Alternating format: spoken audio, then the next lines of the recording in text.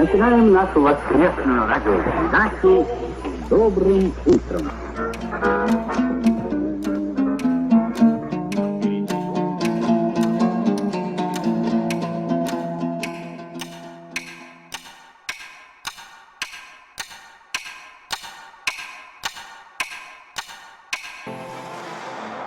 Вообще, Медеу я была влюблена, потому что у нас с сестрой было ощущение, что вообще папа это построил для нас. А для кого же еще он это построил? Для нас. Мы занимаемся фигурным катанием, нам нужен каток, и папа это построил для нас. И никак иначе. Остальные просто пользуются этим. Вот и все. Высокогорный каток Медео известен далеко за пределами республики. Здесь проводятся международные соревнования конькобежцев.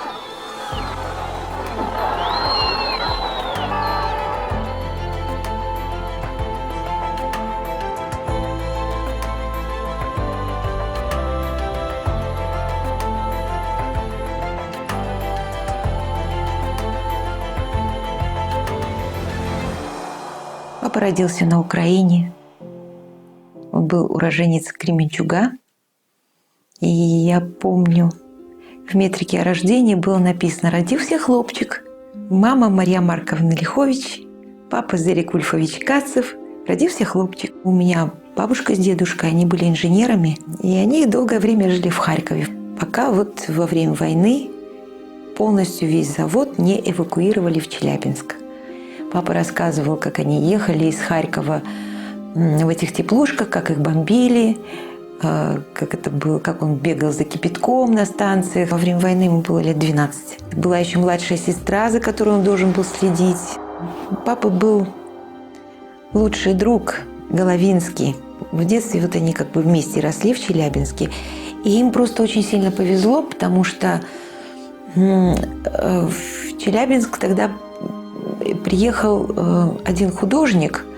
Он собрал такой вот из этих беспризорных мальчишек, собрал такой кружок, потому что родители на заводах, родители все для войны. И они ходили вот в такой вот кружок. И папа мечтал быть скульптором. Он очень хорошо резал по дереву. Ну вот, закончилась война. Папа как раз заканчивал школу. Он поехал в свой родной город Харьков, в котором вырос. Папа рассказывал так, что ехали они в теплушке, и со мной ехали фронтовики. Такой разговор у него с одним из таких фронтовиков произошло. «Куда едешь?» Он говорит: «Да вот еду поступать на скульптора». «А кому, говорит, нужна твоя скульптура сейчас? Ты посмотри, говорит, в стране разруха, строить надо». И вот этот короткий разговор поменял у папы все. То есть весь его жизненный путь, можно сказать. Это потом в архитектурный пошел, потому что меня переубедили. Я забрал документы, отнес в ХИСИ. Вот. Мне еще Страхов говорит: «Молодой человек, а помните, что вы делаете?» Я говорю: «Знаю, мне 17 лет, вы самый умный». После Харькова папа распределение было, и папа приехал в Магнитогорск, где он работал архитектором. А мама была москвичка. Она закончила в Москве, она была инженером. И тоже ее направили в Магнитогорск. Представили маму и сказали: вот Доротея. Его удивило сначала имя. Папа умел красиво ухаживать. Ну и потом такая красивая девушка с таким красивым именем. Как ее можно потерять? Потом они поженились. Все это в Магнитогорске. Мама уже была беременна моей старшей сестрой Татьяной. И они уехали из Магнитогорска. Папе очень нравилась Средняя Азия. Ташкент, Бухара, Самарканд. Папе очень нравился Восток. Но для мамы оказался не климат. Слишком жарко. Они возвращались через Алма-Ату, ехали в Москву. А друзья ей сказали: «Да ты что, — говорит, — Володь, ты посмотри, город строить надо. Смотри, какой город шикарный. Город зеленый, он утопал в зелени буквально. Горы, а папа в горы был просто влюблен. Ну, то есть просто они влюбились в город. Влюбились в город и остались».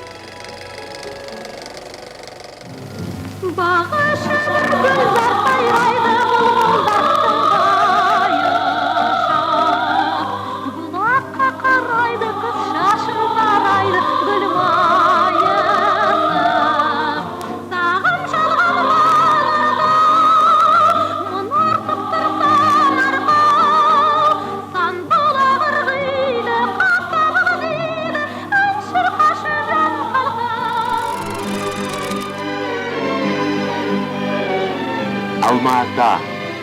Идешь, а над тобой шатром смыкаются кроны. Но там, где вдруг открывается небо, в нем бездонная голубизна, в нем неугасающая весна.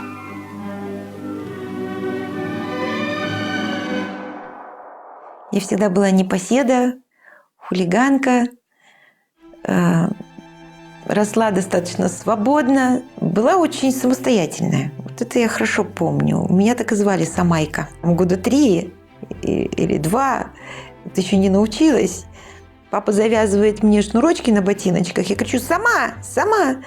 И вот завязываю там какой-то узелок, не поймешь как, все это потом развязывается. Но неважно, все равно сама и сама. Ну все, сама, значит, Самайка. Вот такая вот Самайка была. Папа мечтал, чтобы мы были архитекторами, и надеялся, что либо сестра, либо я. Кто-то из нас архитекторами будет. Поэтому мы обе с ней ходили в изо-студию. И как-то так получилось, что с 7 лет я уже поняла, что я буду артисткой. И никак иначе. Папа сильно не давил на меня на самом деле. Ну, потому что бесполезно было. Чего давить-то? Вот. Я вставала на стул, я читала свои стихи, исключительно только свои. Я сама чего-то там придумывала, типа пришел дядя Фадя на бумажку глядя, а рисунка нету, все пропали сказки. Ну, что-то такое вот. Я очень заболела театром, потому что у нас вообще была театральная семья, и у папы было огромное количество друзей, театральных работников. Мы буквально каждую неделю ходили на какие-то премьеры, в оперный театр, в ТЮЗ, в драму. После премьеры все это отмечалось за кулисами. Я безумно завидовала театральным детям. Мне казалось, они такие счастливые, что они живут в театре. За кулисами, потому что это так интересно. Собирались актеры, пели под гитару. Какая-то такая необыкновенная атмосфера. Ну и все это, наверное, решило мою судьбу. Я все время стараюсь общаться с артистами, с художниками. Вот у меня дома Мария Снепа, вот сидели, чай пили спокойно. Бибигуль Телегенова на балконе пела, и внизу собиралась толпа народу. Папа всегда был за работой. Хотя отдыхать он тоже любил. Отдыхал он, когда мы уезжали на море. Вот это он любил. На море обязательно, каждый год. Тогда он откладывал все свои дела. А так он постоянно был в работе. Он что-то рисовал или что-то делал руками. Он дома делал мебель сам. Он делал маме украшения. Я помню, мама варила суп. Или баранина варилась. И он стоял, смотрел на кастрюлю и на эту баранью кость.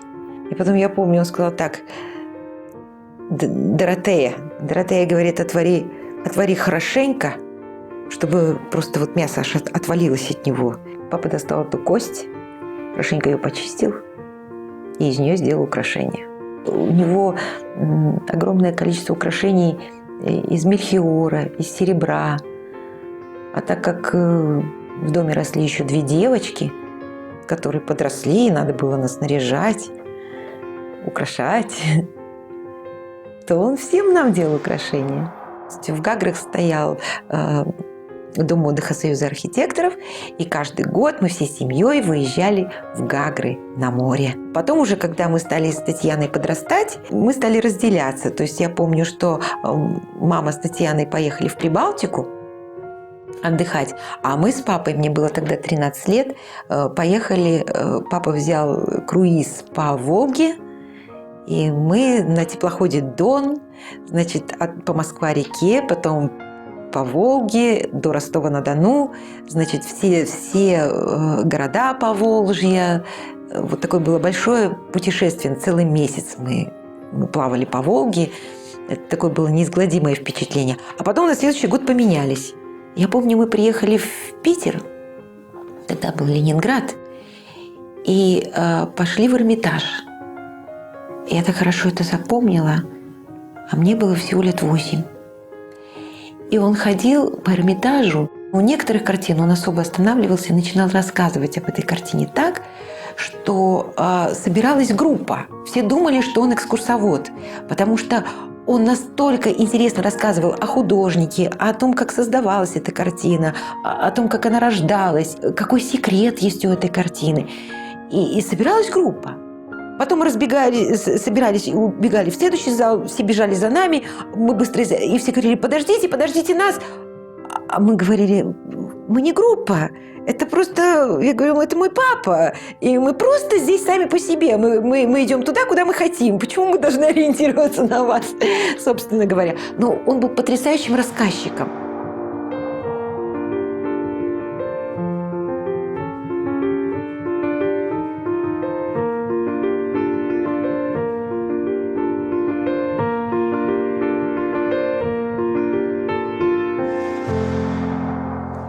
В 16 лет я получила паспорт.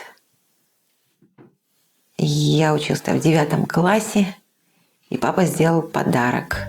Он нам с мамой купил путевки в Болгарию на Золотые пески. Это было что-то, это была крутая заграница. Хотя говорили: курица не птица, Болгария не за граница. Но для меня это было просто за границей какое-то открытие. А потом у меня уже началось. Я в институт уже поступила, я уже поехала в Германию, тогда это была ГДР. Потом в Югославию. Для папы это было очень важно. Он так и говорил, что езжай, познавай мир. Мир открыт для тебя. А так как папа сам, его не выпускали за границу, то он с большим удовольствием отправлял нас. Знаете, я еще подозреваю, что он был еще не выездной из Амедео. Это, кстати, тоже сыграло свою роль, потому что именно после того, как было построено Амедео, видимо, это тоже было какое-то такое препятствие, потому что он подписывал какие-то документы. Это же был объект серьезный. За сооружение уникального спортивного комплекса «Медео» группе проектировщиков и строителей присуждена Государственная премия СССР 1975 года. Вот они, лауреаты: Владимир Кацев, Вадим Вдовиченко, Эдуард Лихтенштейн, Станислав Матвеев, Арстан Кайнарбаев, Леонид Гончаров, Леонид Жуков. Но уже потом, когда прошло время, когда все это стало позади, и папа уже был в возрасте, ему было уже там лет 60, какой 60, 70, наконец-таки его стали выпускать. То есть езжай куда хочешь, все, мир открылся, железный занавес поднялся, и все. И папа, вот он жадно, он был в Китае, он был в Индии, он тут же рванул в Дрезден, свой любимый, значит, в Германию, потом поехал во Францию, Париж. Я помню, как он жадно рассказывал об этом. Он приехал из Парижа и говорит: на Эйфелеву башню поднимался 3 раза, в Лувр ходил 3 раза. А я говорю: папа, почему 3? Потому что за 1 раз, говорит, Лувр не охватишь. Я в 6 утра вставал и бежал, мне надо было посмотреть все. То есть вот он был такой вот жадный до того, что... Потому что он все это видел только в книгах. А тут живьем. Как это можно было упустить?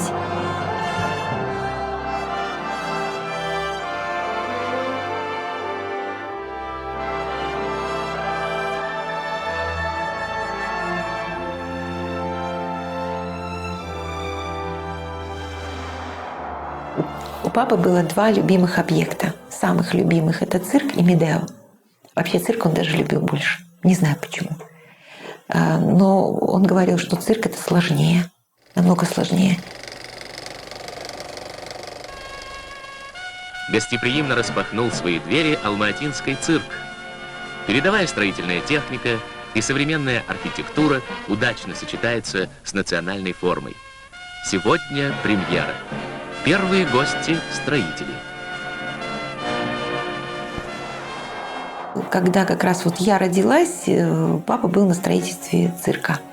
Он рассказывал, что он бежал домой, был звонок, а он всю ночь не спал. Ночью я родилась, он ночь не спал, а утром у него какая-то очень серьезная была встреча. То есть цирк, он должен был ехать на строительство, приехала какая-то комиссия, и он должен был сдавать, и он всю ночь не спал. И под утро ему сказали, что родилась дочь, и он говорит, он вот в этом состоянии бежал, значит, на строительство цирка. Смотрели на всех уровнях, вы понимаете? И даже Леонид Ильич Брежнев приезжал, и меня вытащили буквально из дому. Я там был со своей старшей дочкой, а моя супруга в это время была в роддоме с младшенькой. И меня быстро переодели. Причем не в мое, там на стройке нашли и чистую рубашку, и еще что-то. И я минут 20, даже может больше, общался с Леонидом Ильичем. Причем он оказался удивительно демократичным, удивительно компактным, контактным, то есть я хотел сказать. И инженерные вопросы были на таком высоком уровне. Вот буквально, а вот это что, вот это как, а вот тут. Вы понимаете? Я был просто весьма, так сказать, озадачен. Я помню, у нас дома был Кио. Папа общался с Никулиным. Вообще, когда он строил цирк, он общался с цирковыми работниками. То есть он ездил в Москву, он общался с Кио. Почему? Потому что надо было выяснить для трюков, для фокусов, какие нужны приспособления, какие-то трюмы, какие-то специальные там. Для него самое важное было, чтобы самим цирковым работникам было удобно работать в этом здании. Помимо того, что он должен был быть красивым, архитектурным, вот эта вот придумка его «Цирк Шапито». Он такой... Тогда не было у нас в Союзе таких цирков. А потом такая же любовь началась с Медео. Строительство Медео. По-моему, закончилось в 1972 году. Мне было 6 лет. Я собиралась идти в 1 класс. Вот. И мы с сестрой занимались фигурным катанием. Я помню, как папа пришел домой и сказал, что ищет девочку для того, чтобы выехать. Приедет Брежнев, приедет Роднина с Зайцевым, приедет Косыгин. То есть там все очень серьезно, объект серьезный. Вот. Будет мощное большое открытие. И нужно, чтобы кто-то вывез ключи от Медео. И что это должна быть маленькая девочка. Ну, то есть это вот лет 6-7. А мне как раз 6 лет. И я уже стою на коньках. И я говорю, папа, это буду я. Это должна быть я. Я должна торжественно. Я себе прямо, я спала и мечтала об этом, что я торжественно вывожу ключи от Медео на коньках. Это так круто. Но выбрали не меня. Выбрали, была пара, им было 7 лет, по-моему, девочка и мальчик. Они великолепно танцевали. Их, по-моему, привезли из Москвы. Да. Они танцевали русскую народную, вот это я хорошо помню. Вот. И эта девочка с этим мальчиком вдвоем, в общем, эта девочка вывозила ключи от Медео. А мы сидели на трибунах, тоже директорской трибуны, и я плакала. Потому что я смотрела, это была не я. Это я должна была вывозить ключи от Медео. Вот такие у меня были впечатления какие-то ревностные.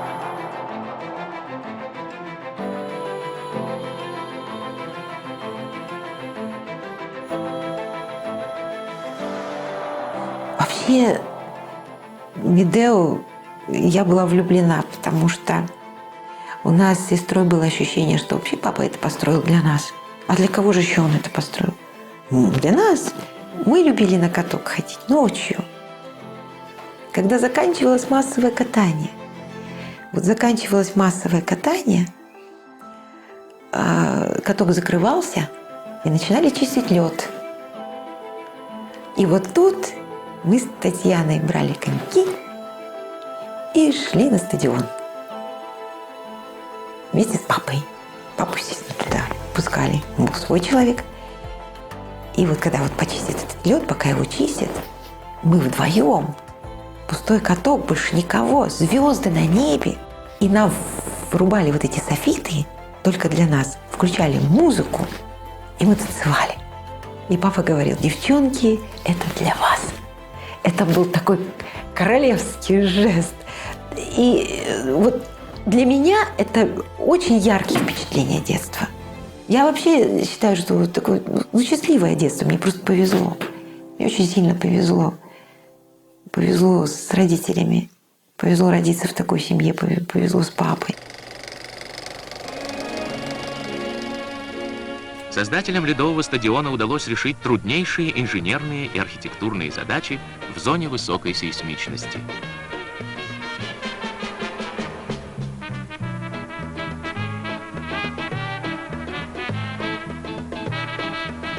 Спортсмены от души поздравляют лауреатов.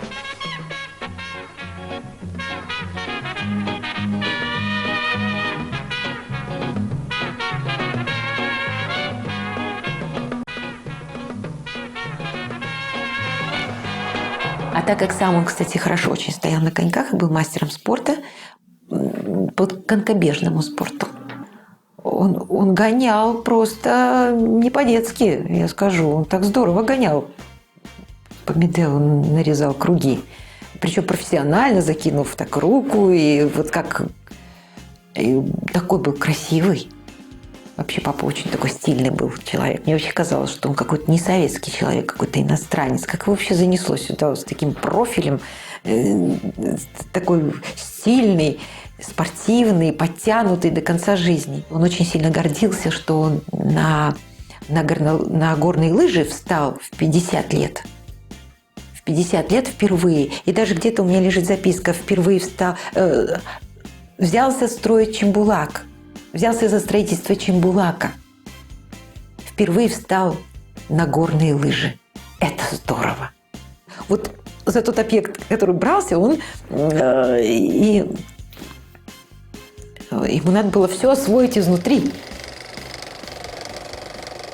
Я очень дотошный мужик. Очень дотошный. Зануда бывает другой раз, когда по делу, понимаете? Я им нарисовал скифский звериный стиль. Это точно скифский звериный стиль. А для того, чтобы это нарисовать, я энциклопедию перекрутил, знаете, сколько раз? Я такая зануда. Я вот пока не влезу.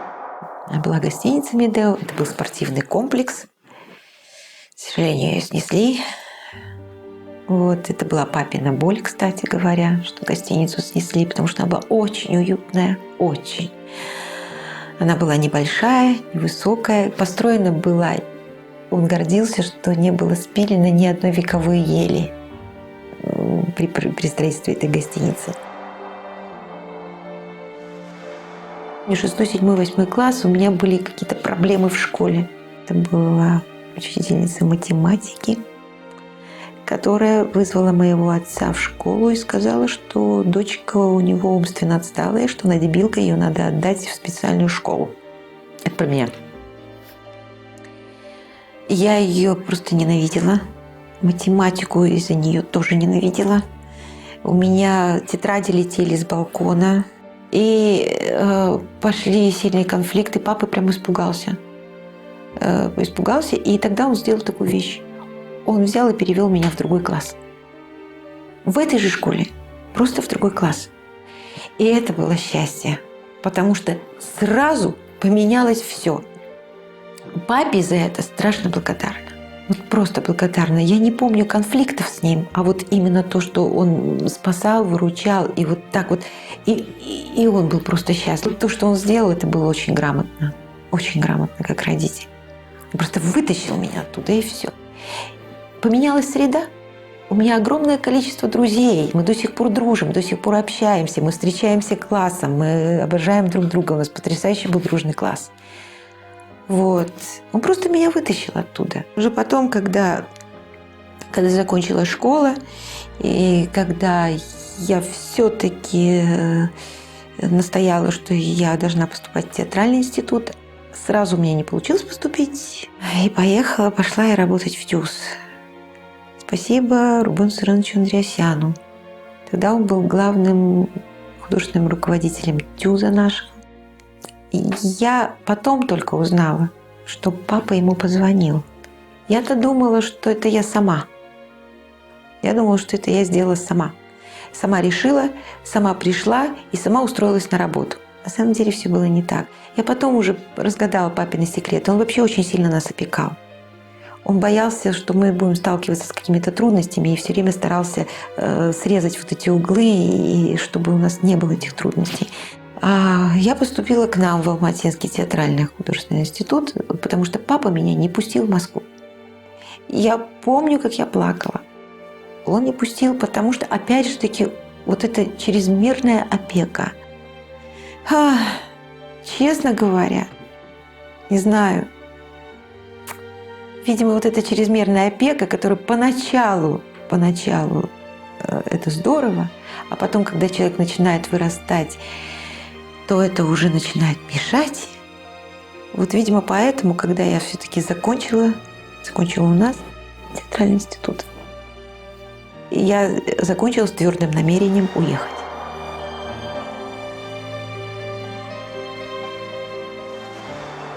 Помню, как я пошла к папе в мастерскую, потому что тогда все серьезные вопросы решались у него в мастерской, и объявила о том, что я собираюсь уезжать.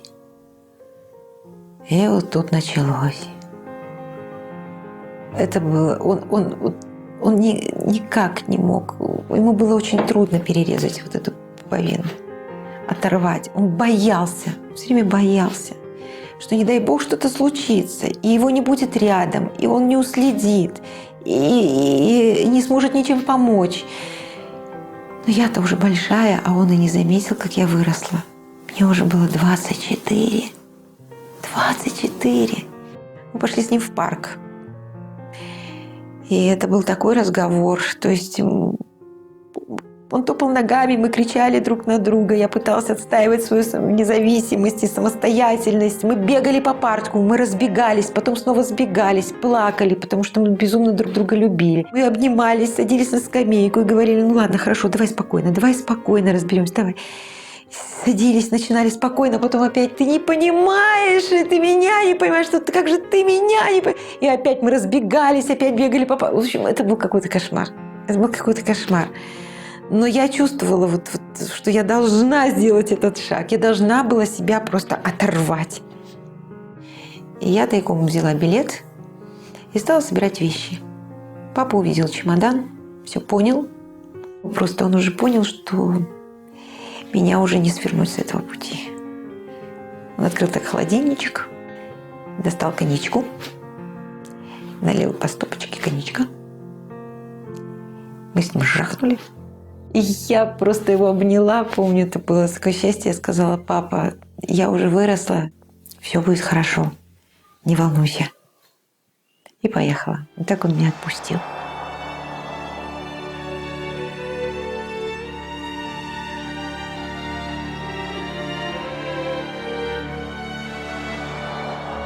И, честно говоря, поначалу волновался.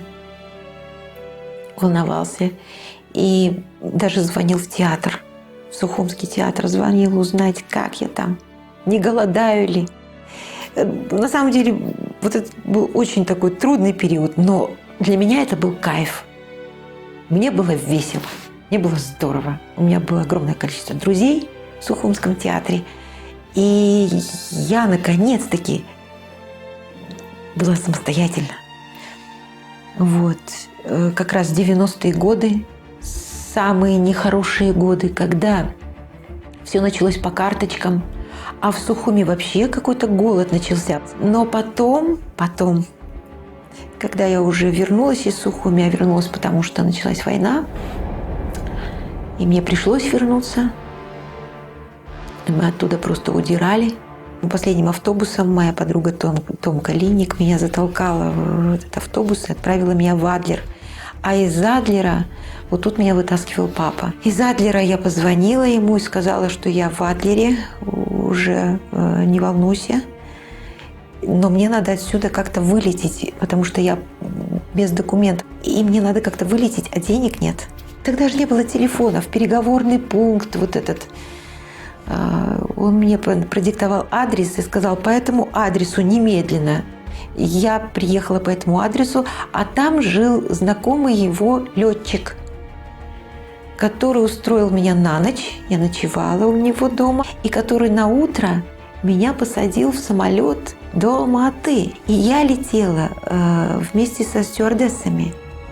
И везли меня к этому самолету на чемоданах. Вот знаете, вот груз везут, чемоданы. И я вот на этой тележке, которая едет, меня туда втолкали бесплатно. Это папе спасибо.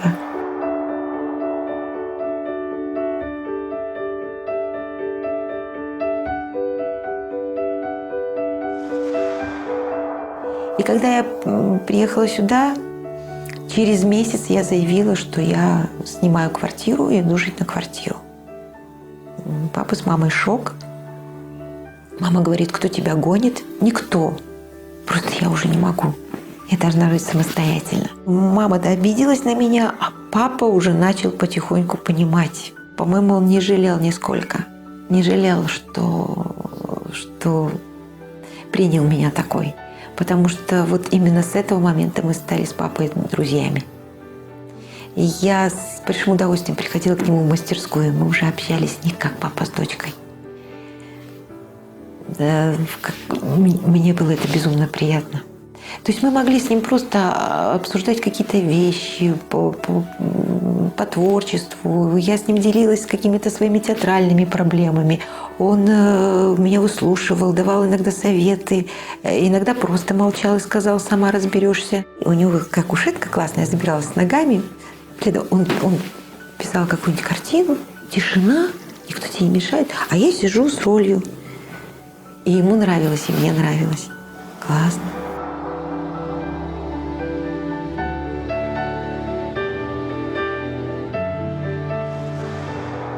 Вообще он себя любил окружать талантливыми людьми. И сам был и заводилой, и юмористом, анекдотчиком.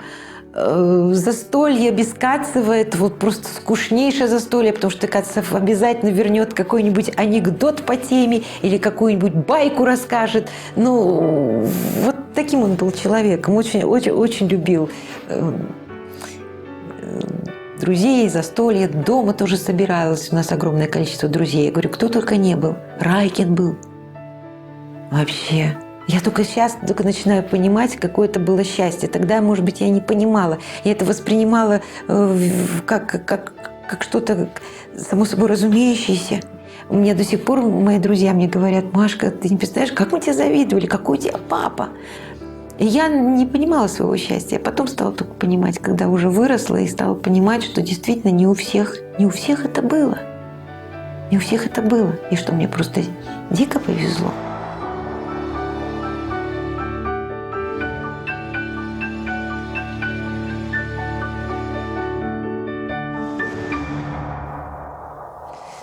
Уже 83 года. И он очень страдал, что в больнице, зачем ему эта больница, ему надо бежать в мастерскую. В мастерскую, не отдавайте мастерскую, пока не закрывайте мастерскую. Мы до последнего ее держали. Он лежал в больнице вот тут в Сарминовской, и я к нему пришла уже вечером, часов 8, навестить. Я говорю: пап, ты прости, что поздно, потому что некогда.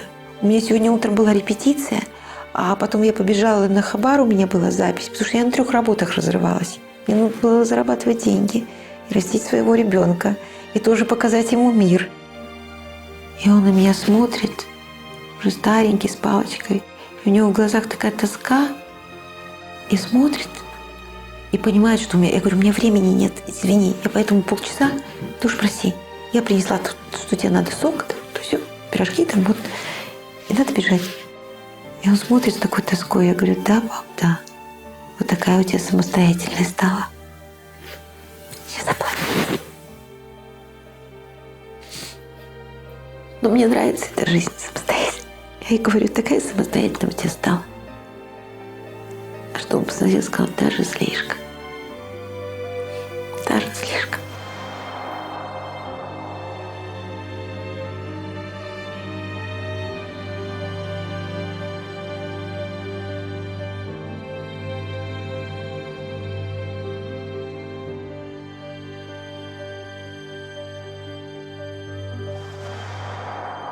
Он гордился, и нам было приятно, что он нами гордится. Значит, было чем гордиться. Значит, было чем гордиться. Даже слишком, как он сказал. Он очень, конечно, гордился и внуком, и одним внуком, и вторым внуком, потому что две дочери принесли пацанов. Вот. И он говорит, ну все как полагается, равновесие в природе.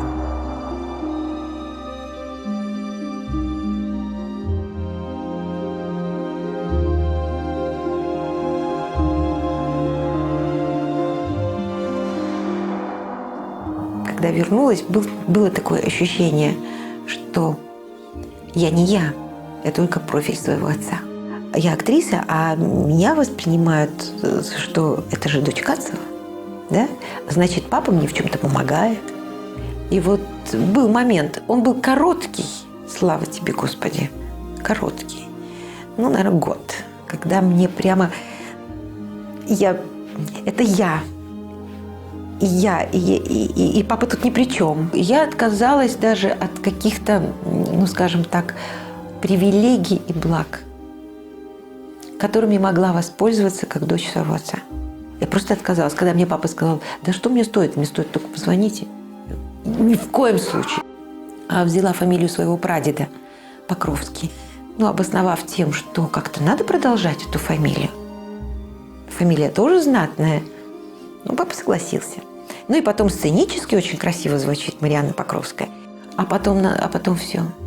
Ну, я очень быстро стала доказывать свою самостоятельность. Очень быстро. Вот. И по своей работе, и по ролям, и по каким-то своим выкарабкиваниям, и сталкиваясь с какими-то трудностями сама. И поэтому не надо было уже потом доказывать ничего. И я поняла, что это глупо. И только гордилась. И говорила, да, мой отец Кацев Владимир Серикович.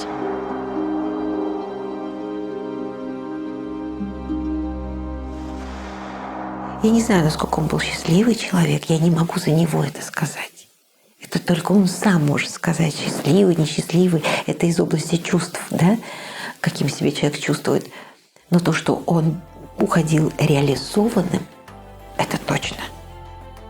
Полностью реализованным, как архитектор, как творческая личность, как друг, хороший друг, которого ценили, который умел дружить, как папа, как отец, который был гениальный отец, который сделал все, что может сделать родитель для своего ребенка, это создать ему счастливое детство и отпустить, и стать другом.